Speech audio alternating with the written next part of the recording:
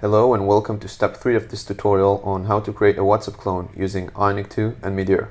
In this step, we'll be creating a real-time Meteor server, and we will replace the fabricated data in the chats component with some real data from the server.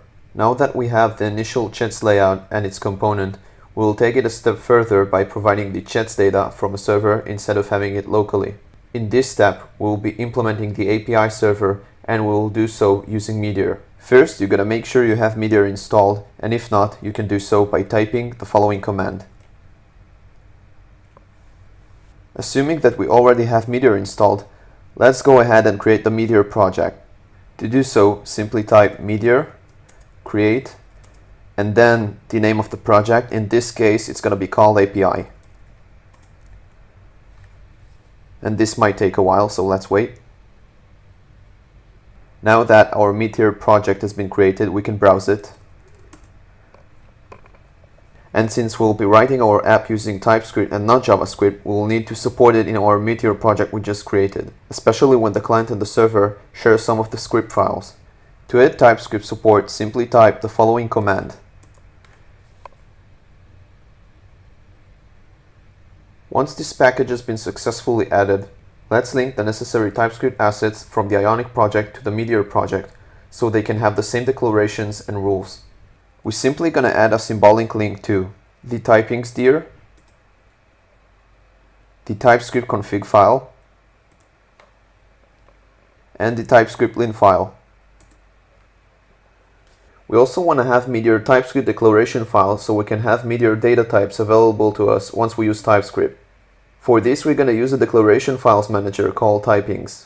All the declaration files we've just installed are going to be available to us in typings.json file. To add Meteor declaration files, simply type the following command in the terminal. Let's take a look at the Meteor project we've just created.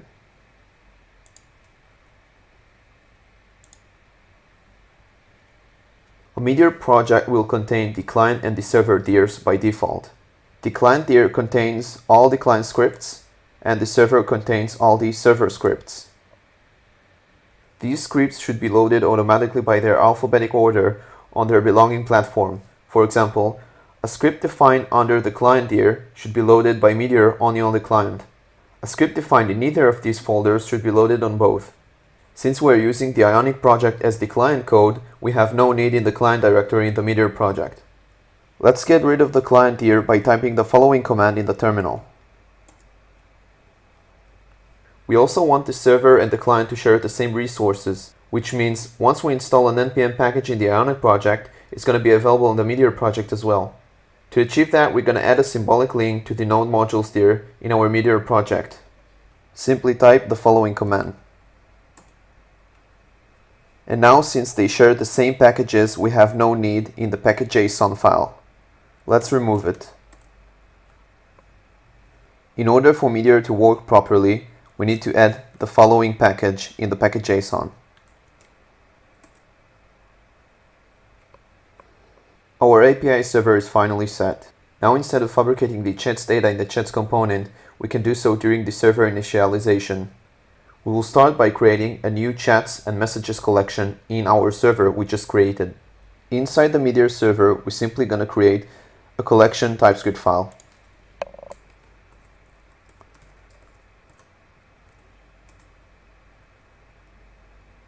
Inside, we're going to use the following piece of code.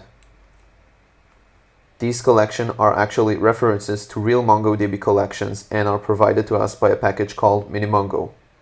A minimongo collection shares almost the same API as a native MongoDB collection. So once you know MongoDB, you also know minimongo. Now in the main file, we use the collection we've just created to insert new chat documents. First, we'll transform the main file into a TypeScript file.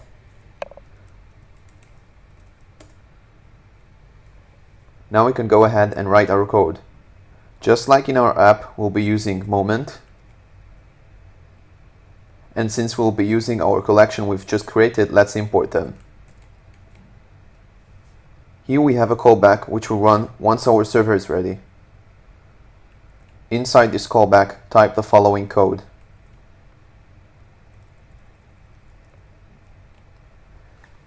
What we did, we set an initial condition to see if there are any chats exist, and if not, we're gonna create some new ones. Our chat model contains a title and a picture, and for each chat, we matched a recent message. Each message is linked to a chat by its ID. Since we have a new chat ID field in our message model, we need to update it. To do so, navigate to the models file and add the chat ID field to the message model. Since Meteor's API requires us to share some code in both client and server, we'll have to import some files located in the Meteor project in our Ionic project. We want to make these files as easy to access as possible. Thanks to Webpack, we can define an alias to our Meteor project. To add a new alias, go to the Webpack config and add the following field. Now, instead of defining a relative path, we can use the API prefix to load files from the Meteor project. Now we want to have some Meteor Essentials available in our client so we can interface with our Meteor server. We're gonna install a package called Meteor Client-Side, which gonna provide us with these essentials. Once it is installed, we need to import it so it can be a part of our bundle. In the app file, add the following importation. We're gonna add another twig to our Webpack config so Meteor packages can be imported using the module system. So inside the Webpack config, add the following handler to the resolve callback, and let's implement it. Our Meteor configuration in the client is ready. Now we can use the chats collection in the chats component as well. In the chats component, let's import the collection we've just created and replace our chats array with a chats cursor. It means we also need to import the Mongo package. Before we go ahead and rewrite the component, I'd like to install a package called Angular-2 and Meteor. So again, to do so, we're going to use npm. So since in the chats component we are dealing with a cursor and not with an array, we need a way to iterate through it. Angular-2 and Meteor provides us with these abilities. In addition, it will bind computations and subscriptions to our component, and once the component is destroyed, the subscriptions and computations are going to be destroyed as well. It exposes Meteor's API on the component. We need to apply these abilities during the app's initialization. Navigate to the app file,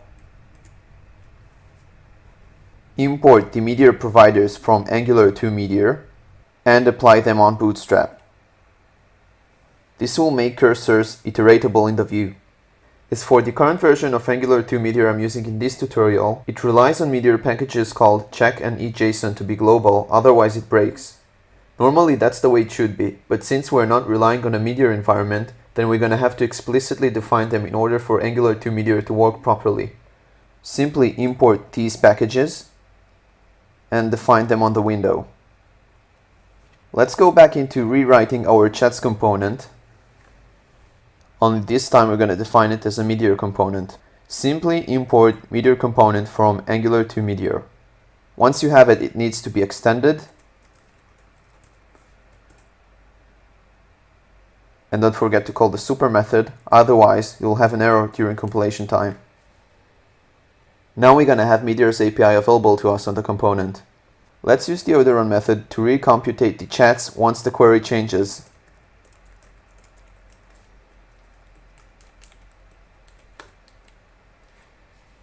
Let's rewrite the findChats method since it doesn't require any chats to be fabricated anymore. And also we need to use Mongo's API. As for now, it needs to return a Mongo cursor and not an array. Now we need to replace the method's contents with the following.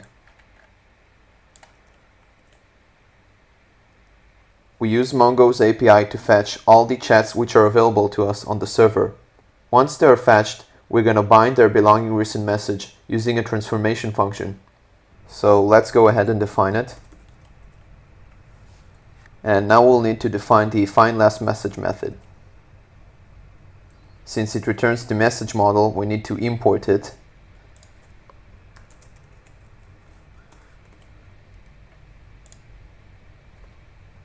And as you can probably see, we use a simple query. We match each message to each chat by its ID, and we sort it to get the most recent message.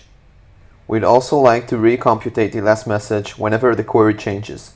Let's use again the order run method.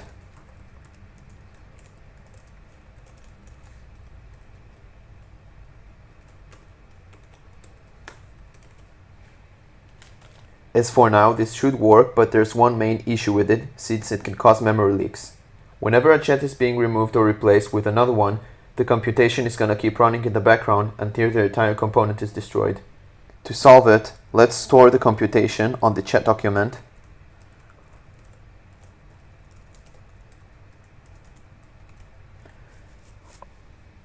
Of course, it requires us to update the model.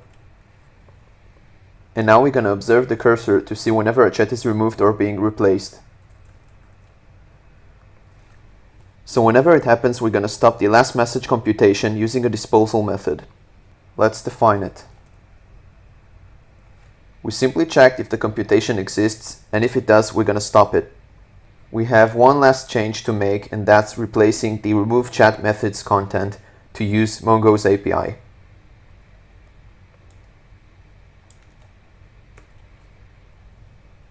Let's test our application to see if it works properly. Now we'll need to start two servers. The first one is going to be the Meteor server. To run a Meteor server, simply type Meteor in the Meteor project.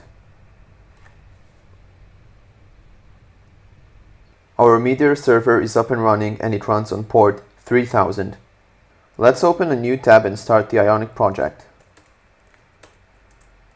Simply type Ionic serve.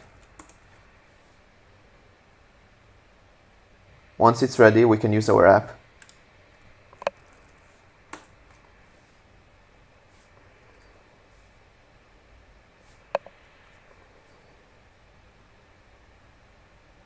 And there you have it, it works. But what's amazing about it is that it is synced with the database in real time. I'll make a demonstration to show you what I'm talking about. In the terminal, open a new tab and navigate to our project. Inside the Meteor server, type Meteor Mongo. Now we're going to remove one of the chats and see how the application updates live.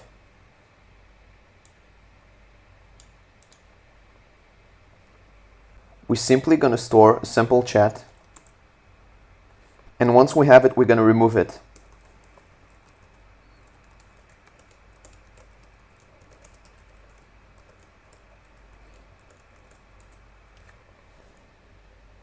And as you can see, the application updated immediately once we ran the mutation in the database.